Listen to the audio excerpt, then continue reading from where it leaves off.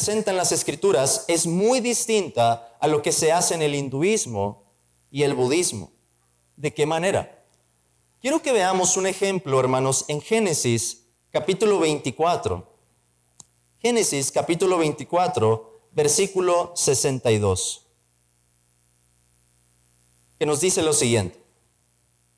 Y venía Isaac del pozo del viviente que me ve, porque él habitaba en el Negev. Y había salido Isaac, que dice, a meditar al campo a la hora de la tarde. Y alzando sus ojos miró, y he aquí los camellos que venían. Isaac salió a meditar al campo, nos dice el texto. En otras palabras, Isaac salió para pensar detenidamente en algo. Buscó un lugar propicio para concentrarse y estar a solas. Pero ¿en qué estaría pensando Isaac en ese momento? El texto no nos lo dice, pero me parece que no se necesita mucha imaginación para deducir qué es en lo que estaría pensando Isaac. Estamos en Génesis 24 y a estas alturas de su vida habría muchas cosas en que pensar. Ese era el momento en que conocería a Rebeca y la tomaría por esposa. Génesis 25:20 nos dice que Isaac en ese momento tendría 40 años. Ahora, piensen por un momento, pongámonos en los zapatos de Isaac. Si tus padres te dijeran que naciste de una forma milagrosa, si tus padres te dijeran que Dios les había dado una promesa de que nacerías, que tu padre tenía casi 100 años y que tu madre era una mujer estéril, si tu padre te hubiera llevado a un monte y ofrecido en sacrificio de lo que fuera salvado por unos segundos después de que Dios mismo le hablara a tu padre, si tu madre hubiera muerto y tu padre enviara a su criado a buscarte una esposa, seguramente tendrías mucho en qué pensar. Con esto nos damos una idea de las cosas en que Isaac estaría pensando detenidamente. Y de eso, hermanos, es que se trata la meditación según la Biblia. Ahora bien, para entender mejor lo que es la meditación, podemos dividirla en dos tipos.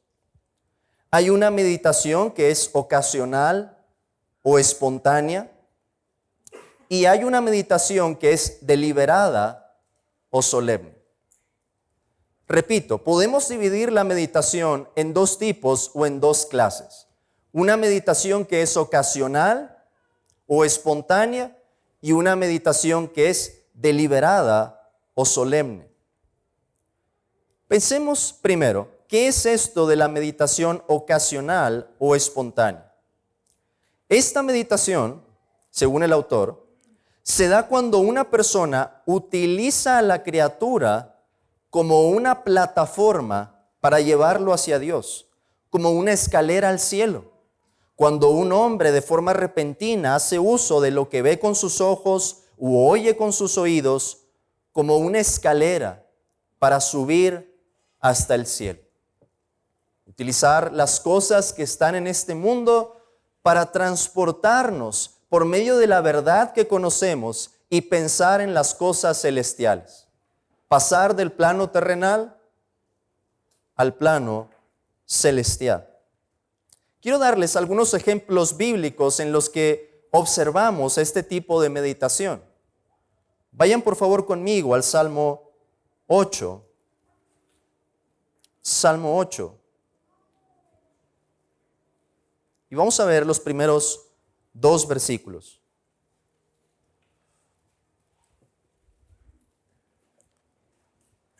El Salmo 8 nos dice así: Oh Jehová, Señor nuestro, cuán glorioso es tu nombre en toda la tierra.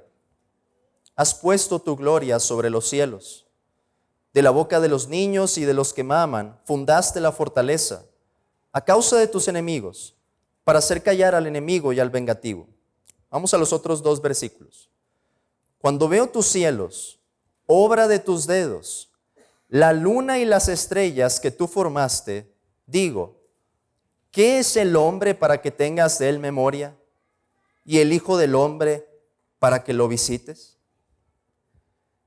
¿Qué es, hermanos, lo que estaba haciendo el salmista? Él estaba observando los cielos. Estaba contemplando la grandeza, lo vasto que es el universo. Y en ese pensamiento, al estar observando los cielos, le viene a la mente algo. En primer lugar, el autor de esa obra. ¿Quién es el que los hizo? ¿Quién los colocó con su poder? ¿Quién demostró su sabiduría para acomodar los astros en la posición en la que están?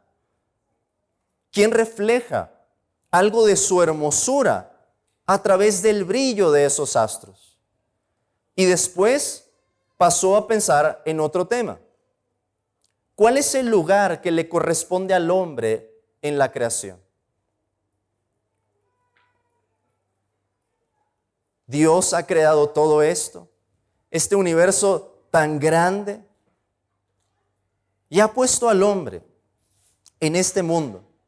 Y Dios se acuerda de nosotros, Dios nos visita, Dios nos muestra su misericordia, a pesar de que el hombre es tan pequeñito en comparación a todo lo que Dios ha hecho. No sé si ustedes alguna vez han visto las fotos o videos de las comparaciones que se pueden hacer entre nuestro sol o nuestro sistema con los soles de otros sistemas, en otras galaxias. Y la imagen va empezando así y va poniendo después otro sol y va poniendo otro sol más grande y una estrella más grande y una estrella más grande, de tal manera que cuando ustedes llegan al final de los soles más grandes que conocemos, nuestro sol, hermanos, parece una canica. Eso tiene algo que enseñarnos. Si tenemos ojos para ver esas cosas, si hemos recibido una vida espiritual para que nuestros sentidos sean agudizados y podamos ver el universo de otra manera. El salmista tenía esos ojos y por eso podía hacer una meditación ocasional o espontánea. Estaba viendo algo de la creación y eso lo llevaba como una escalera, hermanos, a pensar en quién era Dios y quién era el hombre. Pero quiero darles un segundo ejemplo. Vayamos por favor al libro de Proverbios, al capítulo 6.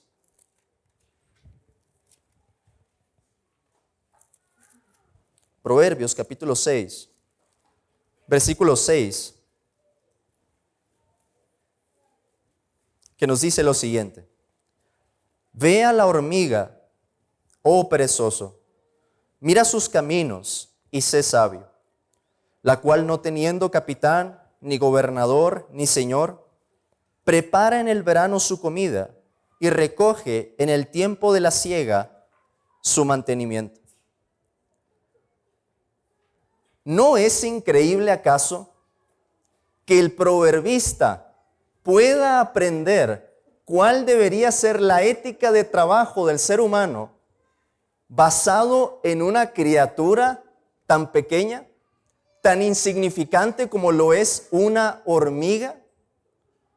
Pues el cristiano, hermanos, tiene los ojos, tiene los sentidos para aprender lecciones espirituales de las cosas naturales. Edmund Callamy dice que el cristiano es como una especie de alquimista espiritual, porque transforma las cosas. Vemos las cosas en esta creación y nos llevan a pensar en quién es Dios, en lo que Él ha revelado en su palabra y cómo incluso Él ha querido darnos instrucciones o enseñanzas utilizando a otras criaturas, como lo es la hormiga. Veamos un último ejemplo de esto ahora en el Nuevo Testamento, en el Evangelio según Mateo, capítulo 6.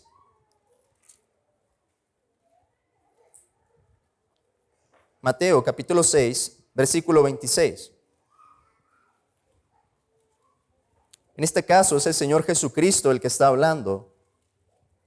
y dice lo siguiente a sus discípulos: miren las aves del cielo, que no siembran, ni ciegan, ni recogen en graneros, y su Padre Celestial las alimenta. ¿No valen ustedes mucho más que ellas? Versículo 28. Y por el vestido, ¿por qué se afanan? Consideren los lirios del campo, cómo crecen, no trabajan ni hilan. Pero les digo que ni aun Salomón con toda su gloria se vistió como uno de ellos. Y si la hierba del campo que hoy es y mañana se echa en el horno, Dios la viste así, ¿no hará mucho más a vosotros, hombres de poca fe? Nuestro Señor Jesucristo era experto, hermanos, el maestro por excelencia, para tomar elementos de la creación y hablarnos acerca del carácter de Dios. ¿Recuerdan en qué contexto dio nuestro Señor estas palabras? Están en el Sermón del Monte. Y no sería descabellado pensar que con esa vista que tendrían los discípulos y el Señor en ese momento, hubiera pasado un grupo de aves o hubieran podido observar bien los lirios del campo. Y Cristo, como el Maestro, les diría: miren, estas cosas naturales, estas cosas que Dios ha hecho, nos están revelando algo del carácter de Dios. Si Dios hace esto con las plantas, si Dios hace esto con las aves, que son seres menores que nosotros como seres humanos hechos a la imagen de Dios, ¿por qué creen que Dios haría algo diferente con ustedes? ¿Por qué creen que Dios los olvidaría a ustedes como para no tener cuidado de las necesidades más básicas? Si Él cuida hasta de la criatura más pequeña, hasta de la creación que no posee una vida racional o animal, como las plantas, que tan solo tienen vida vegetal. Esta es también una meditación espontánea u ocasional. Repito otra vez, utilizar las cosas de la creación como una escalera al cielo, como una plataforma para trasladarnos a verdades mayores, a verdades celestiales. Por esto dice Edmund Callamy que el cristiano es capaz de espiritualizar las cosas naturales. Si pudiéramos decirlo en otras palabras, es utilizar la creación como si fuera una clase de espejo. Un espejo que nos revela algo de Dios, que nos dice algo de Dios, acerca de su verdad, acerca de su bondad, acerca de su hermosura. Este es, hermanos, el tipo de meditación más sencilla. ¿Por qué? Porque no es planeada. Yo creo que todos los que estamos aquí, si somos creyentes, la hemos experimentado alguna vez. Hemos visto algo que llama nuestra atención en la vida cotidiana y que nos transporta, nos lleva a pensar en lo que Dios nos ha revelado. La podemos hacer cuando sea y la podemos hacer donde sea. Quiero darles ahora algunos ejemplos cotidianos. En la primera iglesia en la que estuve, hacía mucho calor. Imagínense 40 grados centígrados bajo un tejabán con algo de humedad. Y imagínense ahora las caras de la congregación en ese momento con los ojos, ¿verdad?, medio abiertos, medio cerrados, con el cansancio. El pastor decía lo siguiente: ¿está haciendo calor, hermanos? Y todos, sí, hermano. Él decía: pues está haciendo más calor en el infierno. Y recuerdo que todos sonreíamos y decíamos: no, hermano, ya sentí frío. ¿Qué es lo que hacía él? Tomaba algo del plano terrenal, como la temperatura, y para que no nos distrayéramos, nos llevaba a pensar en una realidad eterna. Pero quiero darles otro ejemplo. Se levantan ustedes por la mañana y ven la luz del sol y se acuerdan de algo que dijo Jesús, que Dios hace salir su sol sobre malos y buenos. Y en ese momento hay una pequeña oración: Señor, gracias. Cuánta misericordia muestras con este amanecer para conmigo, que soy uno de tus hijos, que formo parte de tu pueblo. pero también, Padre, para la creación como un todo. Porque hay hombres que la noche anterior acaban de cometer crímenes horrendos y sin embargo en tu misericordia tú les has concedido otro día de vida para llevarlos al arrepentimiento. Se preparan después su desayuno, unos huevos estrellados, y dicen que no se me olvide ponerles sal, porque ya no saben buenos. Los empiezan a disfrutar y de pronto se acuerdan, ustedes son la sal de la tierra. Pero si la sal se desvaneciere, ¿con qué será salada? No sirve más para nada, sino para ser echada fuera y hollada por los hombres. Mateo 5:3. Prosiguen su día y tienen que subir al metro en la Ciudad de México. Para los que han sido iniciados en esa experiencia, o al tren ligero, tal vez, en la ciudad de Guadalajara, en la hora pico. Se esfuerzan por entrar a la puerta. El momento en que se abre y llega el vagón, los que han estado en la Ciudad de México saben que allí tiene que salir el liniero defensivo que uno lleva adentro. Y si los primeros que están en la fila son los trabajadores de la construcción, cuidado, hermanos, cuidado. Llegan, entran por allí después de mucho esfuerzo y se acuerdan de lo siguiente. ¿Cuánto se esfuerza la gente por cruzar las puertas del tren? Señor, ¿quisieras tú que los hombres se esforzaran por entrar por esa puerta que es angosta? La puerta que lleva a la vida. Señor, ¿cómo puedo esforzarme tanto cada día para lograr entrar por esa puerta? Y mis esfuerzos espirituales son tan pobres, son tan bajos. Ven pues, hermanos, cómo Dios con la salvación ha transformado nuestra manera de ver el mundo, de ver la realidad. Que Él nos ha dado otros ojos para ver cosas que otros no ven y no piensan. Pero para pensar así, hay que pasar más tiempo en la palabra de Dios. Hay que llenar nuestra imaginación de las palabras de la Biblia. Y si algunas veces nos cuestionamos, ¿por qué estamos pensando tan poco de esa manera? ¿Por qué no podemos pensar de manera más espiritual? Creo que vamos a llegar a una de varias conclusiones. Y entre ellas es porque nos estamos llenando de otras palabras. Nos despertamos y lo primero que hacemos es ver el celular, ver los mensajes, pensar en los pendientes del trabajo, ver después las noticias, oír las conversaciones de nuestros compañeros en el trabajo. Y no hay un tiempo en el que digamos, Señor, vamos a apartar una porción para pensar en tu palabra. Eso nos lleva, hermanos, al segundo tipo de meditación, al que este autor llama una meditación deliberada o solemne. Repito, hemos hablado de la meditación ocasional. Se presenta algunas veces. Es una meditación espontánea. Pero además de esa hay una meditación deliberada o solemne.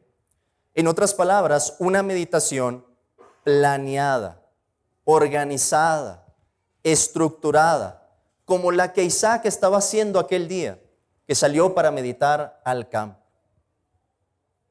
El autor lo dice de esta manera, que la meditación deliberada se da cuando una persona aparta una hora durante el día, una parte de su tiempo, y va a un lugar privado o por una caminata a solas, y allí medita de forma deliberada en las cosas del cielo. El puritano compara esto con una abeja que se estaciona y permanece en una flor para succionar toda la dulzura que hay en la flor. Así nosotros con la palabra. Deberían existir, hermanos, tiempos, aunque sean cortos, aunque sea empezar, como nos decía el pastor Mark Jones, por esos pequeños tiempos de oración, lo mismo en la meditación. Un tiempo en el que yo diga, voy a pensar en algo que tenga que ver con la palabra de Dios. Ahorita les voy a explicar más cómo hacemos eso. Pero la intención de decir, vamos a apartar un tiempo especial, quizás solas, como dice el autor, quizá en nuestra recámara, quizá en la hora de descanso en el trabajo, que hay unos minutos, quizá salir por una caminata.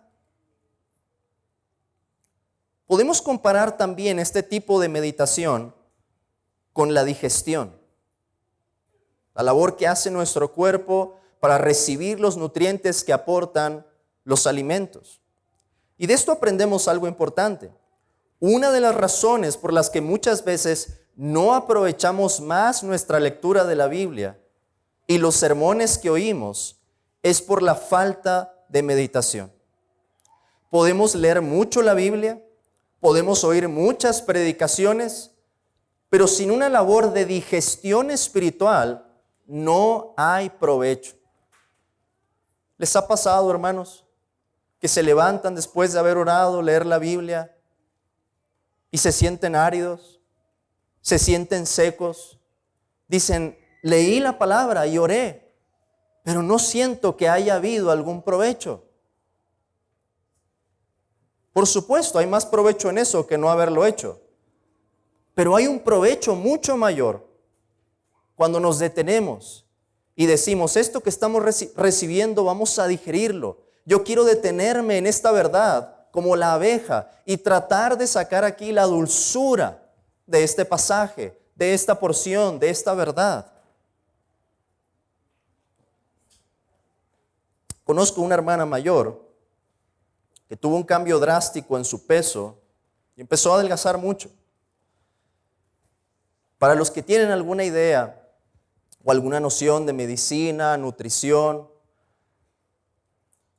se trata de un síntoma peligroso, porque puede ser evidencia de muchas cosas, y entre ellas las que el doctor Google les va a decir, cáncer, ¿verdad? Siempre, cualquier síntoma, cáncer.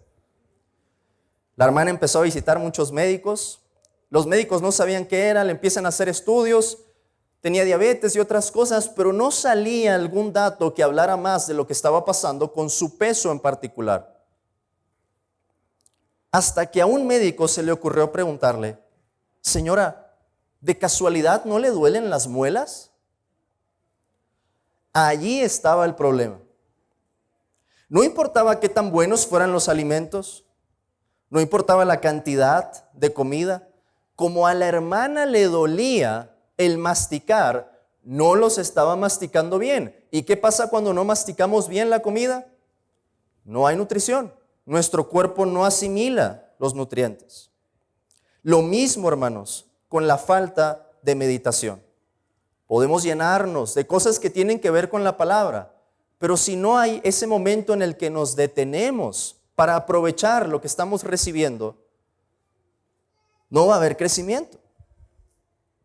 Ahora, creo que todos se están preguntando, bueno, hermano, ¿y cómo hacemos ese tipo de meditación? Porque a mí me interesa crecer como cristiano. A mí me interesa conocer más de mi Señor, de su palabra, poder pensar de esa manera y no como pensábamos en el mundo. Bueno, esta es nuestra siguiente pregunta. Y lo que voy a decir a continuación, hermanos, no es fácil de hacer. Al igual que la oración, requiere esfuerzo y requiere práctica. Pero el fruto que rinde es muy bueno, es abundante. Y por cierto, podemos acompañar idealmente los tiempos de meditación con lectura y oración. Si tienes problemas, hermano, hermana, para orar, ten ahí tu Biblia, ora por un periodo, abre después las Escrituras, intenta volver a orar, intenta meditar un texto, intenta orar sobre lo que estás leyendo y así sucesivamente. Pero hay dos formas en que podemos hacer esa meditación solemne o deliberada. La primera es escoger un tema. Escoger un tema. Ahora, ¿qué tema vamos a escoger? Si va a ser la primera vez que vamos a meditar, No vamos a decir, acabo de escuchar una enseñanza, ¿verdad?, acerca de las operaciones inseparables de la Trinidad. Y voy a tratar de meditar en eso. Hermano, no te va a ir bien. Te vas a decepcionar, te vas a desilusionar, vas a decir, ¿esto es la meditación? No puedo, siento que no puedo profundizar. Que duró como 10 segundos y ya, porque no tuve nada más que decir en mi mente. Hay que escoger un tema que sea amplio, del que podamos decir mucho. Temas, por ejemplo, como la muerte, el juicio, el cielo, el infierno. ¿Cuántas cosas podríamos decir de esos temas en este momento? Muchas, y podríamos mencionar textos. Y si yo les hiciera ciertas preguntas, estoy seguro que serían capaces de responderlas. Porque son temas de los que sabemos bastante. Temas como Dios, ¿quién es Dios? Cristo, el Espíritu Santo, la pecaminosidad del pecado, como veíamos en las conferencias, el Evangelio, los mandamientos de Dios, las promesas, entre muchos otros temas. Pero vamos a suponer que elegimos uno, escogemos uno. ¿Qué hacemos a continuación para poder lograr este tipo de meditación? Vamos a hacer el ejercicio juntos. Imagínense que el tema que escogemos es el cielo. Lo siguiente, hermanos, después de escoger el tema, es hacernos preguntas. Suena sencillo. La primera pregunta es, ¿qué es el cielo? ¿Cómo responderían eso? Bueno, el cielo es la morada eterna que Dios ha preparado para los que lo aman. Todos aquí, que sean cristianos, saben eso. ¿Qué puede venir a continuación? El siguiente pensamiento: Señor, nosotros disfrutamos de tener una casa, de un lugar que podamos llamar hogar, en el que hacemos que el espacio se vuelva nuestro. Sin embargo, tú has preparado un lugar. Tú que hiciste los cielos y la tierra, has preparado una casa para nosotros. Señor, esta casa está hecha por piedras, por polvo, pero la casa que has preparado es eterna. Señor, gracias por ser tan misericordioso como para haber preparado una casa para tu pueblo. Siguiente pregunta: ¿pero por qué Dios hizo el cielo? Bueno, porque en su buena voluntad, en las riquezas de su gracia, como oíamos acerca de la centralidad de la gracia en la sesión de nuestro hermano Fernando, y en su amor infinitamente generoso, Dios quiere darse a sí mismo, entregarse a sí mismo como el deleite de su pueblo. Y después de contestar así, podemos traer a nuestra mente otra oración. Señor, ¿cómo ese lugar que has preparado nos muestra qué tan grande es tu amor, que no podemos empezar ni a explicar ni a describir? Que hayas querido amar a criaturas como nosotros y entregarte a ti mismo para que tú fueras nuestra porción. Hacemos otra pregunta: ¿qué experimentarán los redimidos en aquel lugar? ¿Qué experimentaremos en la gloria con el Señor?